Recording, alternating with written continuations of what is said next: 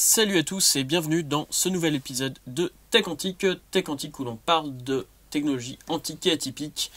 Et donc c'est Noël, c'est le temps des films de Noël. Et donc en 1994, un de mes films préférés était Maman, j'ai encore raté l'avion ou Home Alone 2. Et puis déjà à l'époque, mes deux passions c'était les cassettes et la photo, en gros. Je venais d'avoir mon premier Zénith d'un côté, et puis de l'autre côté, j'avais mon boombox.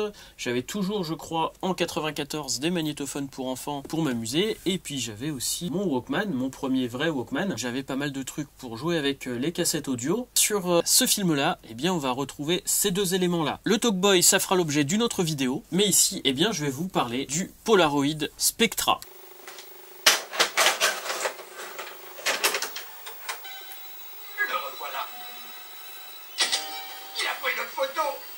Je suis pas décoiffé.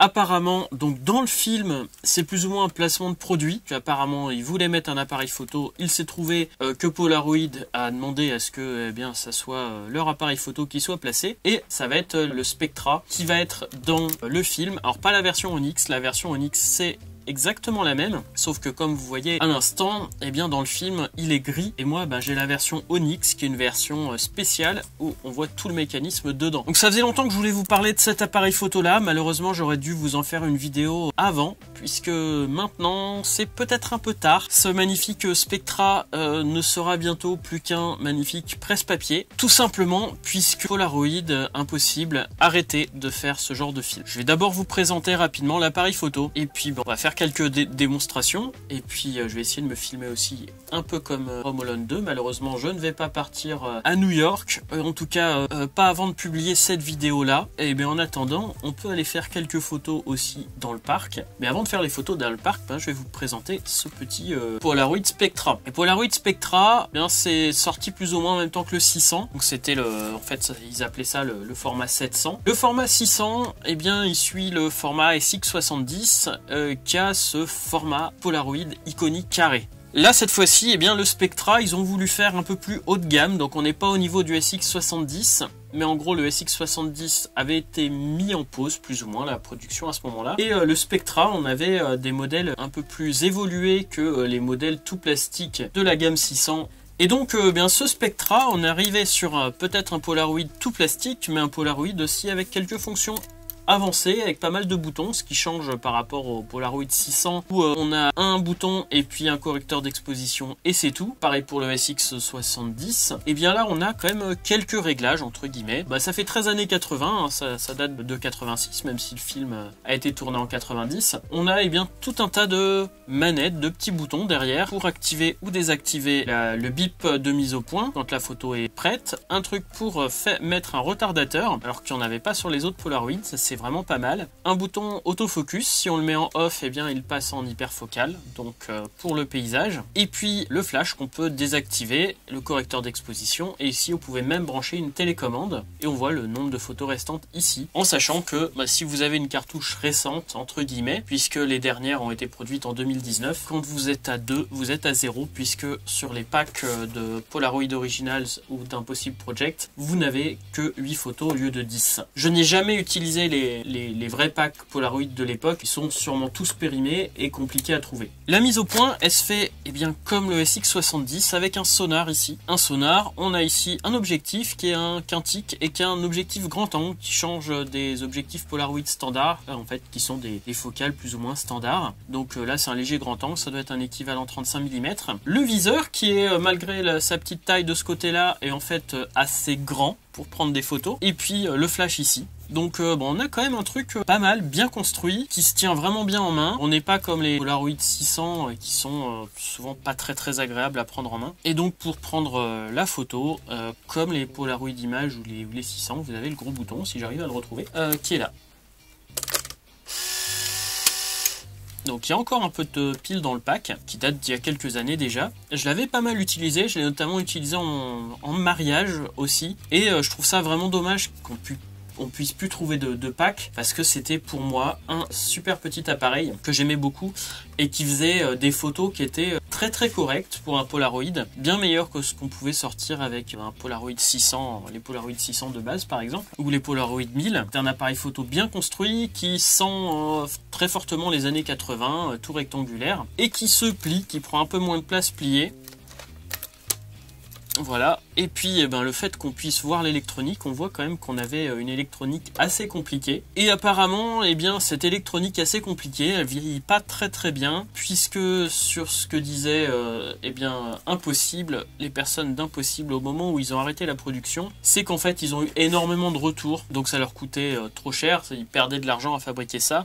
Déjà, c'était pas le format standard, et puis en fait beaucoup de ces boîtiers vieillissaient mal. Au niveau électronique, il y avait des piles qui passaient pas, alors peut-être des condos qui vieillissent, des résistances, je sais pas trop. Et apparemment c'est un des Polaroid qui vieillit le plus mal, et vu que c'est pas le Polaroid qu'on trouve le plus, voilà, ils ont arrêté la production, ce qui est vraiment dommage. Alors on le retrouve dans le film, donc maman j'ai encore raté l'avion plusieurs fois, puisqu'il prend en photo les méchants entre guillemets, les voleurs, les casseurs flotteurs, avec cet appareil photo là, et sur les photos, les photos sortent plutôt bien, et je dois dire que c'est pas de la pub mensongère, puisque les photos, même si je suis pas sûr qu'à l'extérieur, à la distance où ils sont, ça serait sorti aussi bien. Pour les photos que j'ai faites à l'époque en mariage, en sachant que c'était pas la pellicule d'origine, c'est de la pellicule Impossible, je dois dire que les portraits ressortent plutôt bien, et je pense qu'on doit plutôt bien reconnaître les gens. Bien là, l'utilisation qui est faite dans le film est plutôt réelle, même si on va plutôt faire des photos souvenirs, même si on peut faire des très belles photos artistiques aussi avec ça, plutôt que des photos des voleurs. C'était aussi un format d'ailleurs qui a été utilisé pour des photos d'identité, des appareils assez spéciaux, des appareils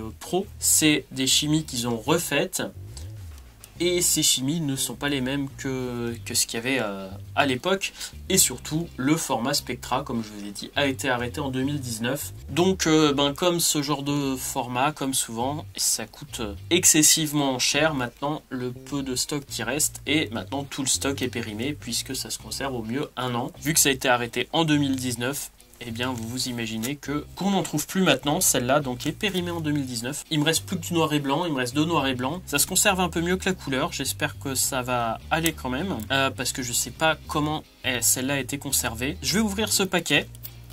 Et puis je vais le mettre dans le Polaroid. Et puis je vais faire un autoportrait. Et puis ensuite je sortirai dehors, donc ça fera 7 photos à faire. Vidéo, ça me fait bizarre, c'est peut-être le dernier pack que je mettrai dans cet appareil là. Je sais toujours pas, vu que je l'ai pas utilisé depuis 2017, je sais pas si, j'espère qu'il fonctionne toujours. 5 ans sans utiliser de l'électronique, des fois ça vieillit pas très bien. Alors déjà il y a un petit souci, je vois qu'il est gonflé. J'espère que c'est pas les piles qui a gonflé, ça me fait un peu peur. Ça serait dommage parce que j'en ai pas d'autres. Ah non, c'est la forme qui est comme ça apparemment. C'est la forme qui est comme ça. Je vais la mettre dans l'appareil, j'espère que c'est pas la pile qui a gonflé. Hop, on le voit comme ça. Je vais la mettre dans l'appareil, on va voir ce que ça donne. Il faut que j'appuie là, et c'est bon. Et je vais pouvoir mettre le pack. L'autre est pareil, donc ça doit être normal, j'espère. C'est vrai que le pack me fait moins confiance que ceux des autres Polaroid. Hop, on va voir. Hop, le truc est sorti. Et puis je vais me prendre en photo avec. Ouais, c'est bon. Cheese!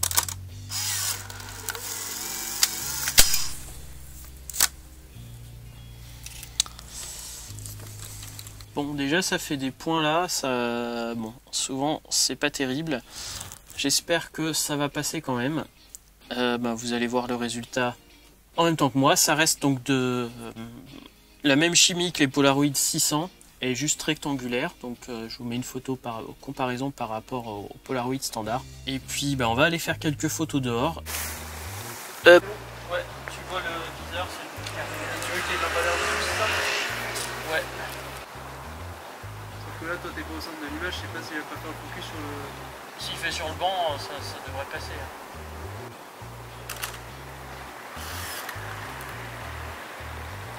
Peut-être l'aider à... Ah, c'est bloqué.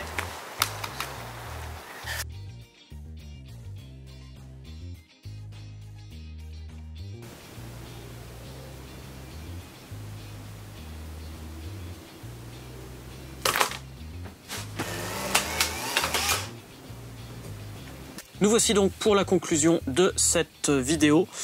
Malheureusement, vous avez pu me voir rapidement prendre quelques photos. Même après la première photo, je pense que j'ai eu 100% d'échecs cette fois-ci. C'est la première fois que ça m'arrive sur cet appareil photo-là. Je dois dire que là, je suis franchement déçu puisque c'est un appareil photo que j'aimais vraiment. Je ne l'ai pas utilisé pendant 5 ans, je pense que ceci explique cela. C'est très dommage, c'est un peu de ma faute aussi, j'aurais dû l'utiliser un peu plus. Les Polaroid ne sont plus produits, donc aucun intérêt à essayer de faire une rénovation là-dessus, sauf si j'arrive à le transformer. C'est dommage, ça devient un presse-papier, et donc je n'ai pas pu refaire la scène dans le parc de Maman j'ai raté l'avion. Bon, de toute façon, j'avais pas des voleurs à disposition, mais en attendant, eh bien voilà, pour cette vidéo, c'était un magnifique appareil de chez Polaroid, peut-être un des meilleurs dans les années 80. Malheureusement, il n'a pas très bien vieilli et ça va faire partie, encore une fois, des formats perdus, oubliés de la photo.